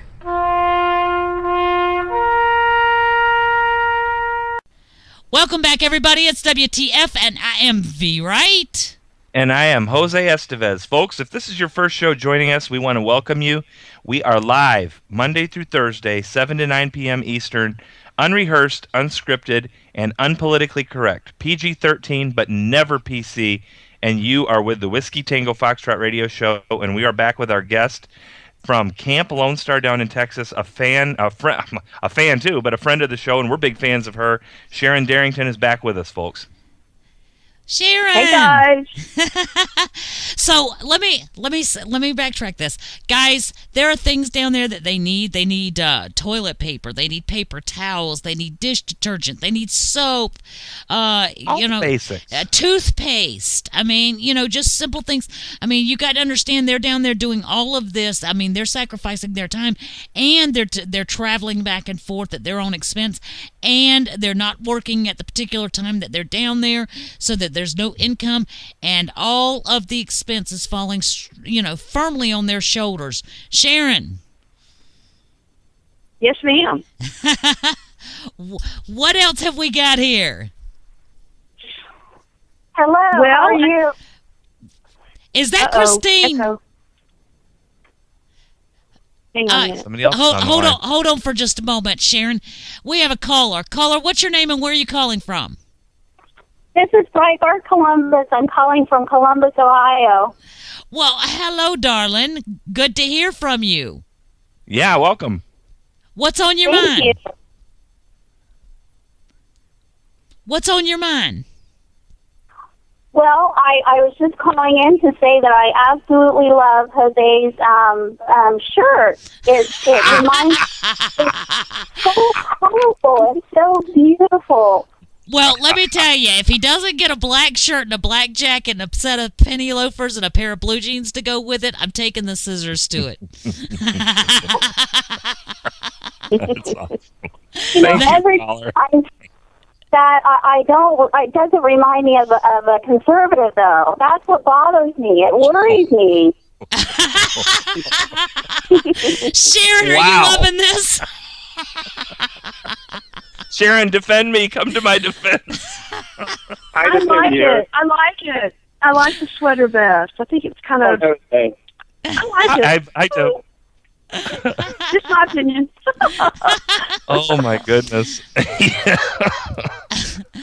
Well, you have fans? Honestly, I think you can talk about gun rights with that shirt on. Well, heck yeah, I got my AR-15 on my lap. I'm good. I'm not in New York State. I can have my AR-15 on my lap. Amen to that. But we're going to try to help out New York State and make sure that, they can get theirs back in their laps as well. But in the meantime, Breitbart, thank you for calling in. Breitbart, thank you for calling in, darling. I'm sorry I can't spend a lot of time tonight, but I just want to call and say that I really loved his shirt. Well, his thank sweater, you so much. The sweater. Yeah. All right, darling. Thanks for calling in. Y'all take care. All right. You guys have a good night. Thank you. You too. I am sorry, Sharon, but, whatever. No, that's the same. Hey, we're just rolling with it. Two votes for the sweater vest. There you go. My scissors are digging into the table. Put the scissors down, V. Put the scissors down. Step away from the scissors. Okay, then if I've got to have something in my hand. It's either the scissors or the gun. You tell me which. Oh, my. Goodness Watch out, Jose. Watch out, Jose. I have an aversion to that sweater vest.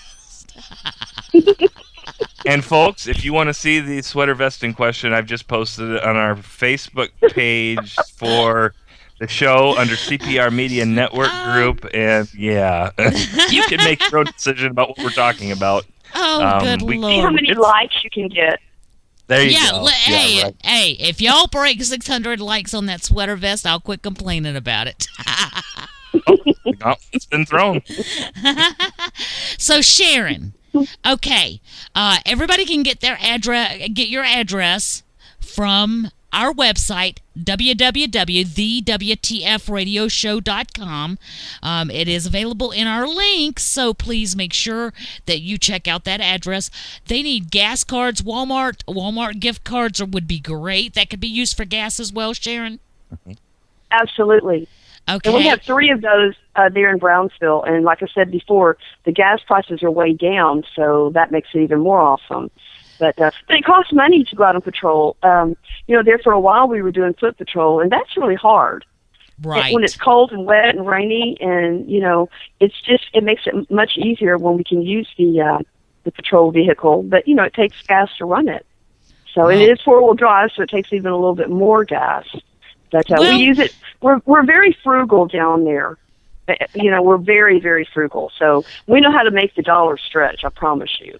Well, in addition to that, I'm sure there's maintenance issues and, other things that are often required. And it's like, dude, if you got $20, no, I don't have $20. Well, crap, we can't fix that. Yeah, to get a soda water sometime is like a treat. Or sometimes we'll order pizza, or people will order pizza for us, and now, that's a treat. Do you have a grill or anything? I mean, it's canned beans and whatever we can scrounge up. I mean, we have food. I mean, I'm not trying to sound whiny, but we do have food. But I mean, to have a pizza and maybe get to watch a movie. We had a guy that brought us a DVD player. Where we can actually watch movies now.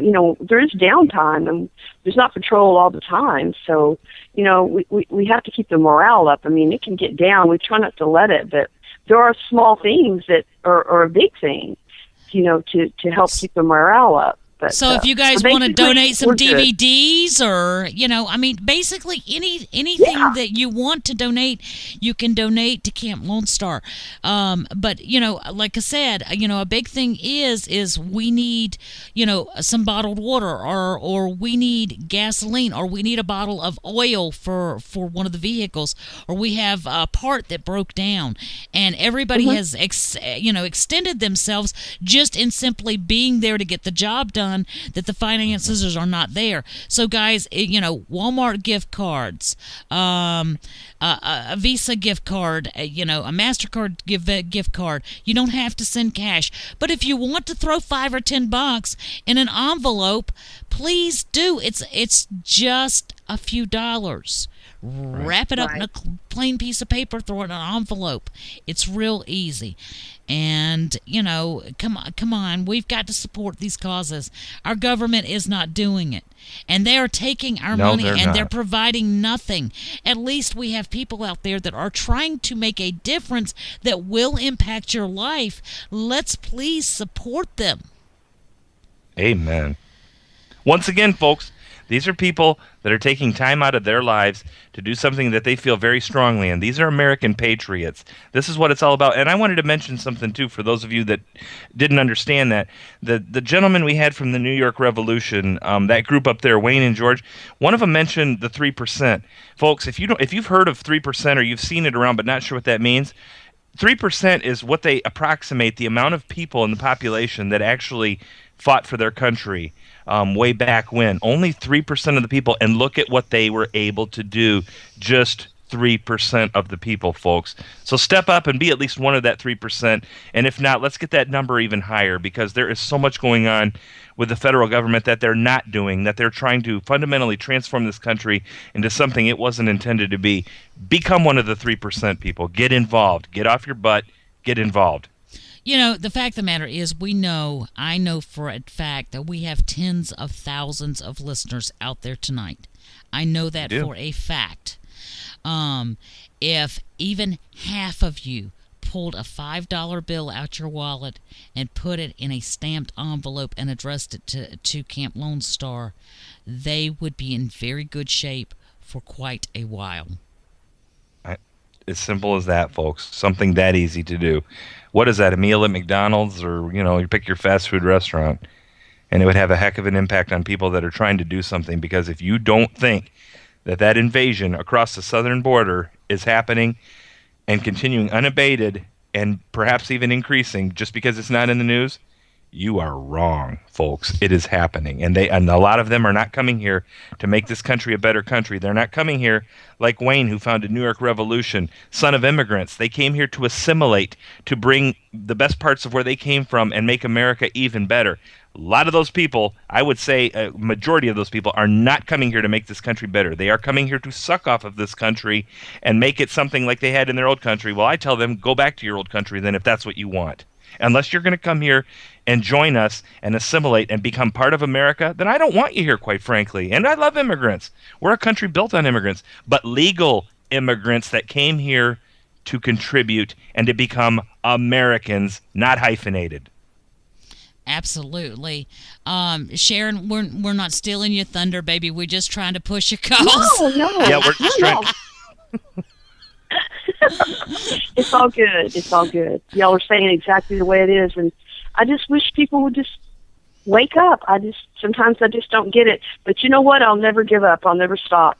Well, what I want our listeners to understand is it just goes back to what we were saying when New York Revolution was on here.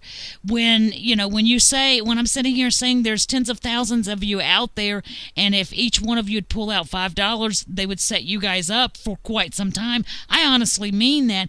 But when I say only half of you could do it, and you would still be accomplishing quite a bit, but I don't want you guys to do what so many do, and that is, if there's that many, I'm not going to be missed. Because when you say that, you've got to understand, 80% plus say that. Right.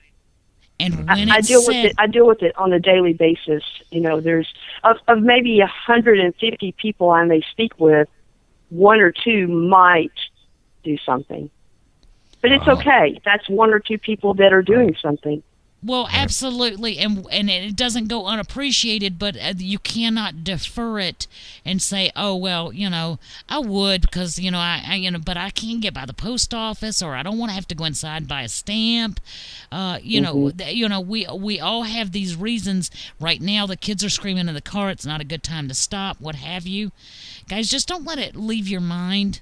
Let it kind of infect you a little bit, and think about all of these illegal invaders that are in this country. Think about all the Islamics that have come in through the border and passed through unabated, and they're in your neighborhood. And think about the fact that these people are down there spending their own time at their own expense, giving up time with their families in the comforts of their home. All of these people, it's not like this is where all the homeless folks went, folks. These people have jobs. They have families. They have homes. They're not there because they're homeless and it's something to do. Right. So they have hopes and dreams, folks. Hopes and dreams for a better America, and they're actually willing to probably give up something for a period of time in furtherance of that goal. And that's a very noble goal and aspiration to have.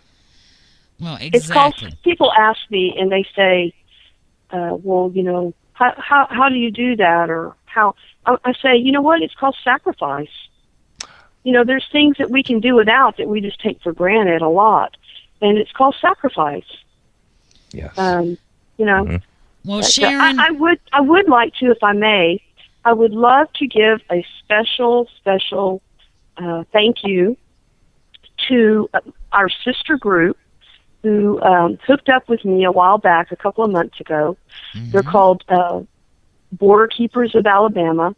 They have been instrumental in helping Camp Lone Star and sending out teams of patriots to help us on the border.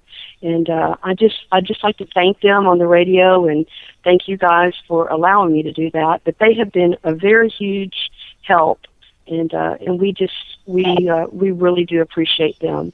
So thank you, Border Keepers of Alabama. Y'all rock it.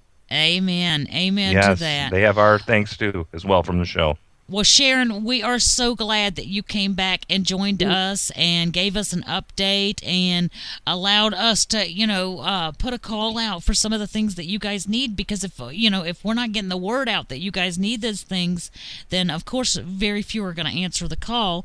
And I am, pleading with our listening base to support what you guys do. Once again, it goes back to we all may be doing things in different areas. We're all little cogs, but at the end of the day, it's for the will of the Constitution, people. Right. That's right. And I really always appreciate y'all having me, and I can't thank you enough for your support. And I'd like to just say one more thing, if I may, before I get off here. I know there's been a lot of controversy when Casey Massey was there at Camp Lone Star, but he's my brother, and he and I had a saying: we're all a spoke in the wheel. And if the spoke is not there, then that wheel is not going to roll, and that's the way it is. So even if people think what they're going to do is just small and irrelevant, it's not. So just anything that you can do to help, whether it's sharing, information about the camp or what we're doing or praying or sending $1 or $5 or $5 million, it all helps. And we thank all of our donators, past, present, future.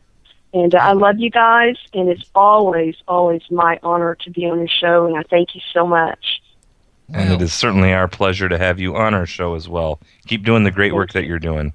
You do a lot more than just Camp Lone Star, folks. If you don't know, she's doing a lot more than just working with Camp Lone Star. I don't know if she gets the energy, the time, nothing, to be honest with you. So what I take lots of vitamins.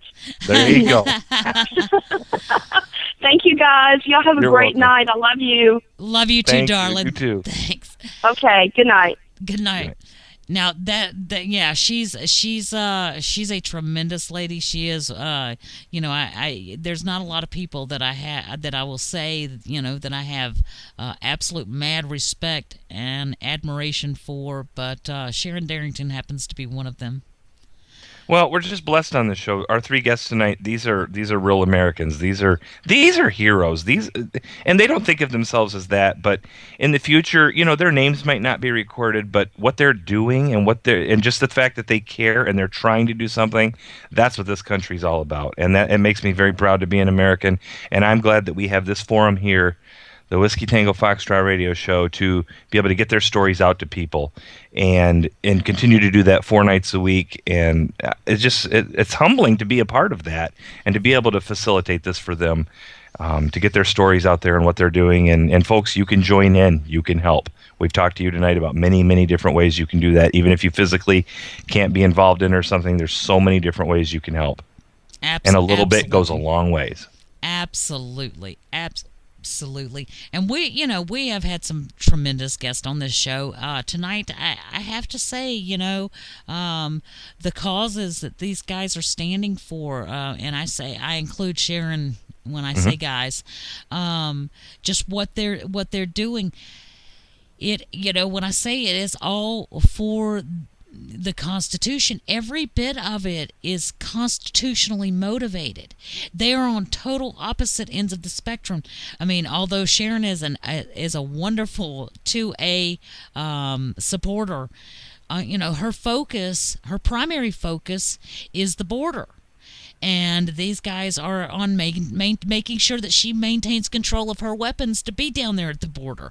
It does all mesh together. It all is constitutionally based.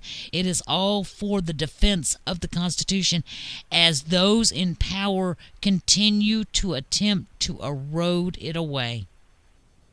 Very, very well said. And folks, we're about done for the week. For the night and the week, because we're live with you Monday through Thursday, 7 to 9 Eastern. Whiskey Tango Foxtrot Show. V. Wright is my co-host. I'm Jose Estevez.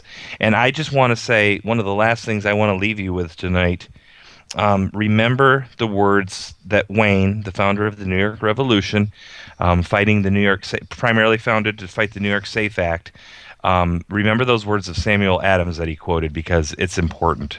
It does not take a majority to prevail, but rather an irate, tireless minority, keen on setting brush fires of freedom in the minds of men. And as you go into your weekend, starting tomorrow, afternoon, evening, whenever that starts for you, and as you go on through your life now, try to become an irate, tireless minority, keen on setting brush fires of freedoms in the mind of men. Do what you can to do that in the ways that you're able, with the skills and the blessings that God has blessed you with. Do what you can to be part of that irate, tireless minority. It's a great thing to do, and it's certainly for a good cause, which is the United States of America. I've lived overseas, third world dictatorship. There's no place I'd rather be than right here in America, warts and all. And we know the country's not perfect, but I'll tell you what, it's worth fighting for, and it's worth doing as much as we possibly can. So that's what I want to exhort you to do. Thanks for joining us. V, what have you got? Well, I would like to remind you guys that we are here Monday through Thursday from 7 p.m. to 9 p.m. Eastern Time, religiously. I mean, our show has been as reliable as the tide. So you guys make sure to join us Monday through Thursday from 7 p.m. to 9 p.m. If you like our show, share our information with your friends, family, on your social networks, whether that be Facebook, LO, or Twitter, Instagram. It doesn't matter. Tweet us out. We like that. Guys, I want to remind you that we have E.T. Williams following us on Monday nights. On Tuesday nights, you have Charles Kaprowitz with the state legislators of the Round Table pushing the Counterman Amendment, and thank the Lord they are getting Utah and Nevada on board. Yay. Yes, or North doing Dakota. great work. Utah and North Dakota. I misspoke. Okay. Doing great things there. On Wednesday night, it is the Stallion spinning those discs. And on Thursday night, of course, tonight, we've got Ruthie Hendricks with the Ruthie Report, and she'll be following us. And V, talking about border issues, I think Ruthie primarily focuses on immigration, illegal immigration issues, border issues. So, folks, if you want more information on that, then that's the show and that's immediately following us here in a few minutes at 9 p.m. Eastern. That's right. And, guys, don't forget that all of the links for the guests that you heard tonight will be found on our website, www.thewtfradioshow.com. And guys, we've had a great week with you. We've had a blast, and we've gotten a lot accomplished. We've met and talked to some amazing people, and we appreciate so much that you choose us to tune into Monday through Thursday. Senor. God bless America, folks. Have a great weekend. Be safe, and do what you can to further the cause of Americans. And don't forget, continue to be, or begin to be, an irate, tireless minority. Rock it out, folks.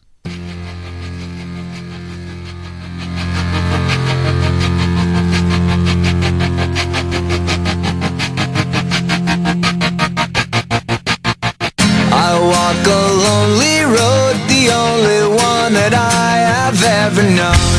Don't know where it goes, but it's home to me, and I walk alone.